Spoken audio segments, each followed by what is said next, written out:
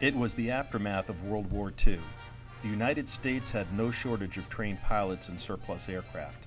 In Delaware, a group of fighter pilots and support personnel, who only a year earlier had returned from fighting Nazi Germany and Imperial Japan, wanted to keep their skills fresh and continue to serve the state and nation. These airmen went on to establish Delaware's first Air National Guard unit. On September 6, 1946, the federal recognition and activation of the 142nd Fighter Squadron took place at a ceremony in the Wilmington Armory. So began the 75-year history of the DANG, the Delaware Air National Guard. Soon afterwards, the squadron received its first fighter planes, F-47N Thunderbolts, an upgraded version of the venerable P-47. Later that year, several support aircraft were added to include 2 L-5s and 2 AT-6 to assist in the training of new pilots. 1947 brought the addition of several more airplanes, including C-47s and a B-26. The intrepid airmen of the DANG learned how to fly them all. January, February, they got their P-47s. Those were followed by 4 B-26 light bombers, which were used as target tows. They got a pair of C-47 transports.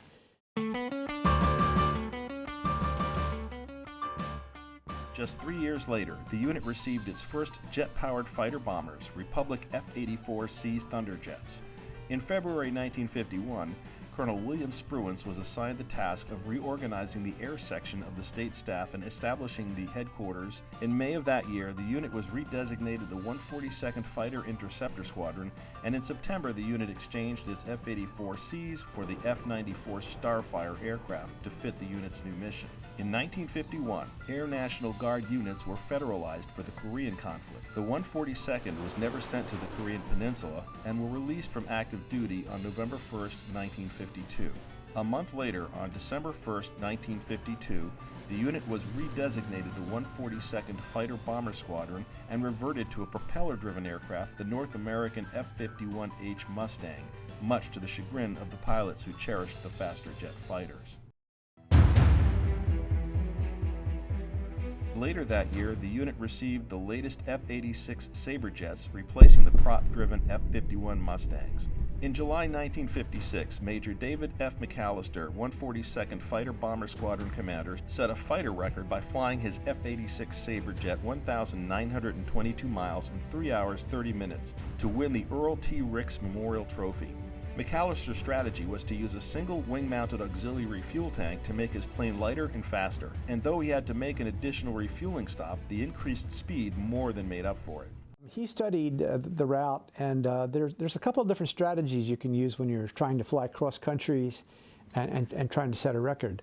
The F-86, oddly enough, was a little slower at high altitude than it was at low altitude. So you could go low and fast, or you could go high and slow. If you go high and slow, you might not only need 1 refueling, but if you go low and fast, you might need 2 refuelings. So McAllister told this story about he had heard from in Korea, they didn't always have enough drop tanks.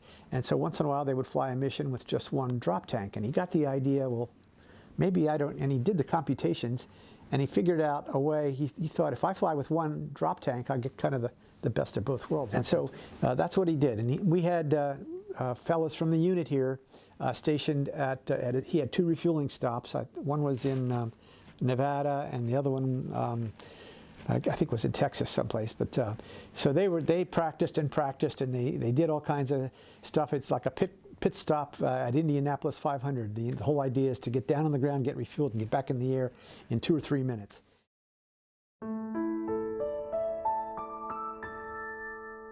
On June 4, 1961, Colonel David McAllister, commander of the 142nd Tactical Fighter Squadron, and Brigadier General William W. Spruance, Assistant Adjutant General for Air, were flying a T-33 jet trainer out of Scott Air Force Base in Illinois when the aircraft lost power and crashed and burned. Colonel McAllister died, and General Spruance received serious burn injuries. And the airplane, of course, caught on fire and was demolished. McAllister was killed on impact. Spruance was in the back seat, and there was a little creek, evidently, right next to the airplane, and he got out and just kind of tumbled into the creek and got away from the fire.